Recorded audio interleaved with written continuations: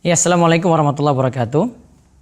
Berikut kami akan menerangkan tata cara sholat Idul Fitri di rumah di masa pandemi seperti ini.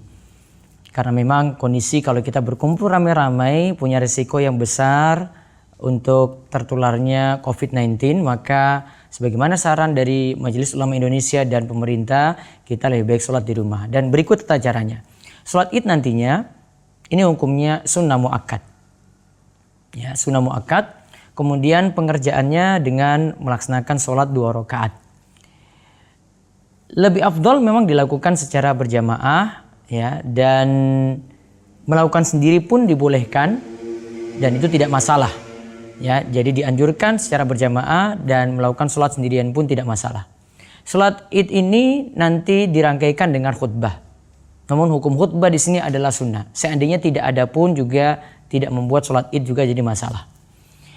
Yang jelas kita melakukan sholat Id 2 rakaat ini sama seperti kita melakukan sholat wajib atau sholat sunnah yang lainnya, bacaannya sama. Cuma nanti dari sisi pemilihan surat dan juga ada takbir tambahan itu yang nanti akan berbeda. Coba perhatikan ya, di sini kalau kita lakukan di rumah nanti imam berada di depan, kemudian makmum nanti di belakang seperti ini. Sebenarnya masih dibolehkan walaupun ini kami cuma bertiga ya. Kami cuma bertiga, seandainya cuma berdua saja ya layaknya berjamaah berdua boleh dilakukan seperti itu. Kemudian nanti wanita di belakang lagi. Ya, yang punya istri atau anak-anak putri nanti letaknya di belakang lagi.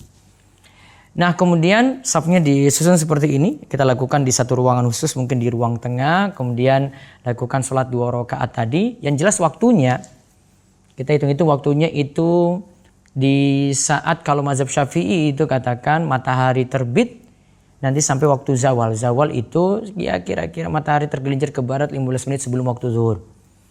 Nah, pelaksanaannya itu lebih bagus disunahkan diundur sampai matahari meninggi kalau dalam mazhab Syafi'i. Yaitu sekitar 15 menit setelah matahari terbit. Ya, kalau di Jogja misalnya matahari terbit itu jam 6 kurang seperempat atau setengah 6. Nah, tinggal ditambahkan 15 menit. Maka jam 6 sudah boleh memulai sholat Id. Ya, jam 6 itu sudah boleh memulai sholat Idul Fitri. Nah, saya mulai dari berdiri, keadaan berdiri, kemudian saya berniat. Niatnya cukup niat di dalam hati saja dengan niatan ingin melaksanakan sholat Idul Fitri 2 rakaat. Kemudian saya mulai dengan takbir. Ya. Allahu Akbar. Ini takbir yang pertama, takbiratul ihram. Allahu Akbar. Nah, setelah takbir ini, takbiratul ihram, nanti jamaah di belakang ikut, ya. Jamaah di belakang ikut, ya. Saya ulang takbirnya, coba turunkan dulu, ya. Allahu Akbar, ya. Yang di belakang ikut. Kemudian setelah itu, saya belum mulai dengan takbir tambahan. Namun setelah takbiratul ihram, saya mulai dengan membaca ya doa istiftah atau iftitah terlebih dahulu. Mau pakai Allahumma ba'id baini atau mau pakai ya doa iftitah yang lainnya dipersilahkan.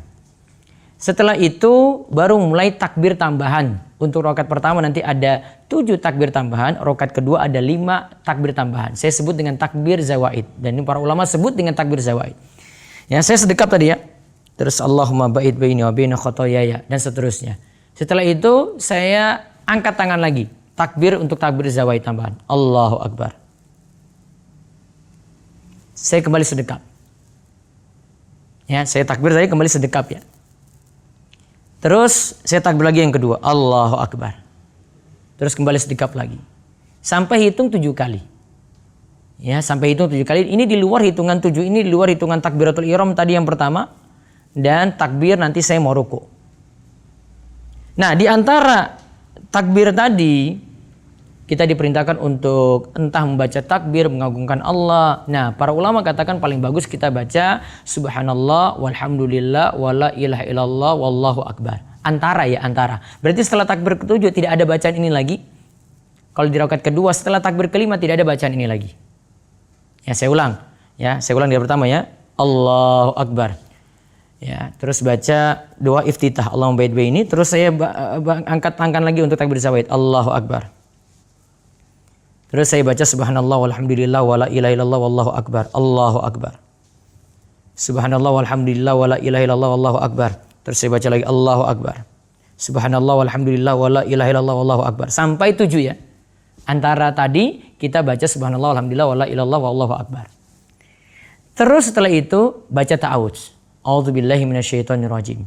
Atau a'udzubillahi samil alim minasyaitonirrajim min hamzi wa nafthihi wa nafsi. Setelah itu saya mulai baca Al-Fatihah sampai waladdallin amin, diaminkan jamaah. Terus setelah itu saya baca surat. Nah, suratnya ini ada surat pilihan. Bisa memilih pada rakaat pertama surat Qaf atau surat Sabisma Rabbikal A'la, surat Al-A'la. Jika tidak mampu dua surat ini bisa ganti surat yang lainnya yang mampu. Terus nanti rakaat kedua baca setelah Al-Fatihah surat Iqtarabatis sa'atu wansyaqqal qamar, Al-Qamar, atau membaca surat Al-Ghasyiyah. Tidak bisa baca dua surat ini juga tidak masalah. Jadi antara dua pilihan itu ya, Qaf itu nanti pasangannya dengan surat Al-Qamar, kemudian surat Al-A'la itu pasangannya nanti dengan surat Al-Ghasyiyah. Nah, saya baca seperti biasa, terus saya turun ruku, ya, bangkit dari ruku, sujud, ya, duduk antara dua sujud, sujud lagi, bangkit ke rakaat kedua, lakukan seperti tadi, terus tambah 5 kali takbir tambahannya. Terus setelah itu baca surat yang tadi seperti dianjurkan sampai nanti salam lagi. Selesai, kemudian saya duduk berkhutbah. Ya, sudah selesai, saya nanti duduk nanti berkhutbah. Ya, khutbah ini bisa dilakukan dengan cara berdiri, bisa dilakukan dengan cara duduk. Namun maksud khutbah di sini adalah cuma untuk memberikan mau'izah. Seandainya tidak 2 kali khutbah seperti normalnya sholat Id tidak masalah. Ya, yang penting mau'izah, cuma nasihat saja. Dia lakukan dengan duduk itu bisa. Ya, nanti ada teks di sini yang kami sampaikan secara ringkas saja nanti akan kami contohkan. Baik, khutbah Id itu hukumnya adalah sunnah, tidak sampai wajib. Seandainya tidak dipakai khutbah Id ini juga tidak masalah. Dr. Labib ya itu menyatakan kalau khutbah ini sunnah, dan beliau nyatakan kalau seandainya ada ini sholat sendiri, ini sholat sendiri, ya tidak barengan dengan yang lainnya, terus yang ada orang ketiga lagi sholat lagi sendiri, kemudian nanti yang satu berkhutbah, ya itu dibolehkan karena memang maksudnya adalah mau'izah, memberikan nasihat seperti itu. Nah, isi khutbah ini sederhana sebenarnya, bisa mulai dari seperti khutbah Jumat ya. Mau memulai dengan takbir 9 kali juga tidak masalah seperti dalam mazhab Syafi'i. Karena dalam mazhab Syafi'i anjurkan 9 kali takbir, mengkiaskan dengan kalau sholat tadi, sholat Idul Fitri kan ada 7 kali takbir tambahan. Tambah takbiratul ihram itu 1 jadi 8, tambah takbir mau ruku jadi 9. Jadi 9 kali takbir diawali.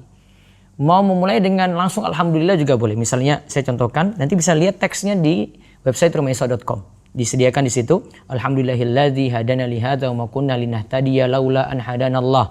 Laqad ja'at rusulu rabbina bil haqq wa nudu antil kumul jannah uristumuha bima kuntum ta'malun.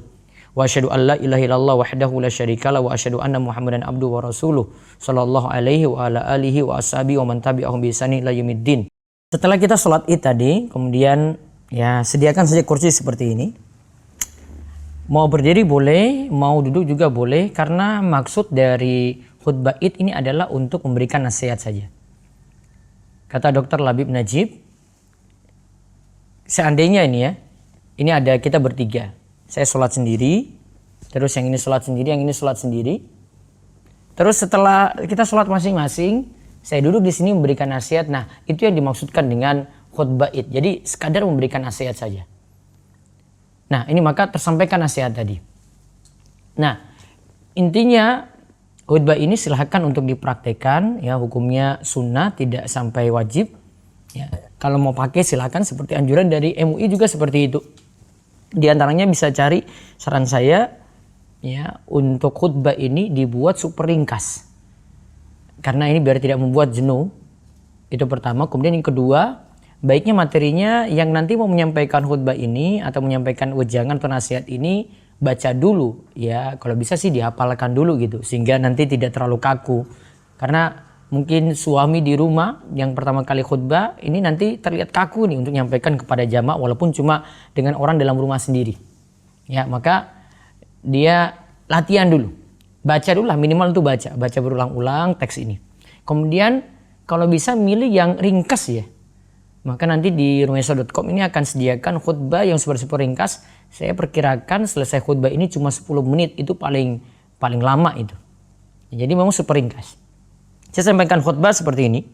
Ya. Saya ucapkan salam dulu. Assalamualaikum warahmatullahi wabarakatuh. Terus nanti dijawab. Jawab? Nah, mereka jawab, terus saya langsung mulai. Alhamdulillahilladzi hadana li hadza wa ma kunna linahtadiya laula an hadanallah. Laqad ja'at rusulu rabbina bil haqq wa nudu an tilkumul janna uristumuha bima kuntum ta'malun. Wa asyhadu an la ilaha illallah wahdahu la syarikalah wa asyhadu anna Muhammadan abduhu wa rasuluh. Allahumma sholli ala nabiyina Muhammad wa ala alihi wa sahbihi wa sallam. Ya ayyuhallazina amanu taqullaha haqqa tuqatih wa la tamutunna illa wa antum muslimun. Nah, bisa jadikan takbir di awal, bisa juga setelah pembukaan. Namun kalau kebiasaan dalam mazhab Syafi'i menaruh takbir di awal untuk khutbah, kalau khutbah biasa itu kan 2 kali khutbah kalau khutbah Id ya. Maka di khutbah pertama nanti diawali dengan 9 kali takbir, di khutbah kedua dengan 7 kali takbir. Namun kalau ini saya batasi cuma 1 kali khutbah saja. Maka saya taruh di setelah pembukaan Allahu Akbar, Allahu Akbar, Allahu Akbar, la ilaha illallah, wallahu akbar, Allahu Akbar walillahil hamd. Seandainya dibaca seperti ini pun juga sah. Nah, terus dia nyampaikan isi pembukaan dulu, jamaah rahimani wa rahimakumullah, atau dia sebut dengan nama keluarganya gitu. Ya, keluargaku yang semoga Allah Subhanahu wa taala menjaga kalian dalam kebaikan. Setelah itu sampaikan isi khutbah tadi yang singkat. Ingat Allah Subhanahu wa taala berfirman, wa'bud rabbaka hatta ya'tiyakal yakin. Sembahlah Rabbmu sampai datang kepadamu al-yakin, yaitu kematian.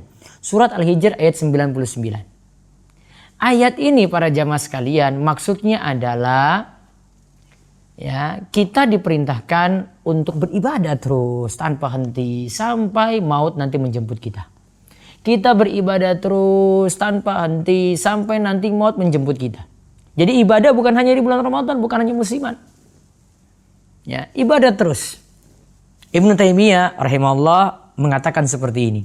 Barang siapa yang memiliki kebiasaan pada amalan tertentu yang disyariatkan seperti sholat duha, sholat malam atau selainnya, hendaklah ia terus menjaganya dalam setiap keadaan. Janganlah ia meninggalkan kebiasaan yang disyariatkan tersebut karena ia berada di tengah-tengah orang banyak. Karena Allah yang mengetahui keadaan hatinya bahwa ia melakukannya karena Allah secara tersembunyi tadi, dan Allah tahu bagaimana ia berusaha untuk senantiasa menjaga diri dari riya dan ingin menjauhi hal-hal yang dapat merusak keikhlasannya. Nah, sampaikan nasihat ulama seperti ini, setelah itu bawakan kesimpulan saja. Dari sini ya, kita tahu Ibnu Taimiyah tadi mengatakan kita berusaha keras untuk jaga amalan. Yang kedua, sholat duha dan sholat malam itu bisa kita jaga juga. Yang ketiga, amalan yang bagus itu kita jaga rutin. Ahabul a'mal ilallah adwamuha wa inqallah. Sebaik-baik amalan yang dicintai oleh Allah adalah amalan yang ajak, yang rutin, terus menerus, walaupun itu jumlahnya sedikit. Nah, terus sampaikan kiat-kiat istiqomah setelah itu. Kiat-kiat istiqomah adalah biar kita amalan kita terjaga. 1, selalu berdoa kepada Allah. 2, berusaha menjaga keikhlasan dalam beribadah. Yang ketiga, rutin beramal walaupun sedikit. Yang keempat, rajin koreksi diri, muhasabah. Yang kelima, memilih teman yang soleh. Yang keenam, jangan lupakan melakukan puasa Syawal. Terus setelah itu kita penutup dengan menyampaikan seperti ini. Ahmadu Rabbi wa ashkuruhu wa asyhadu an la ilaha illallah wahdahu la syarikalah wa asyhadu anna nabiyyana Muhammadan abduhu wa rasuluh. Allahumma shalli ala nabiyyina wa ala alihi wa man tabi'ahum bi ihsan ila yaumiddin. Allahu akbar, la ilaha illallah, wallahu akbar walillahil hamd. Terus langsung masuk dalam doa. Allahumma fir lil muslimina wal muslimat wal mu'minina wal mu'minat al ahya'i minhum wal amwat innaka sami'un qaribun mujibud da'wah. Allahumma alif baina qulubina wa aslih zata bainina wa hadina subulas salam wa najina minadh dhulumati ilan nur wa jannibna al fawahisha ma dhahara minha wa ma batan wa barik lana fi asma'ina wa absarina wa qulubina wa aswajina wa zurriyyatina wa tub alaina innaka antat tawwabur rahim waj'alna syakirina li ni'amika musnina bi 'alaik qabilina laha wa atimha alaina. Terus langsung baca doa sapu jagat untuk menutupi doa yang panjang tadi. Rabbana atina fid dunya hasanah wa fil akhirati hasanah wa qina adzabannar. Wassallallahu ala nabiyyina Muhammadin wa ala alihi washabihi ajmain walhamdulillahi rabbil alamin. Terus mengucapkan doa selamat yang berisi doa taqabbalallahu minna wa minkum. Selamat Idul Fitri 1441 Hijriah. Cara seperti itu ringkas, insya Allah tidak sampai 10 menit khutbah Anda itu bisa selesai. Yang penting kuasai materi tadi. Nah setelah itu mau salam-salaman, saling mendoakan, dipersilahkan. Demikian, mudah-mudahan jadi tips yang bermanfaat dan silahkan share pada yang lain tips ini. Dan jangan lupa untuk subscribe channel Rumah Iswa TV.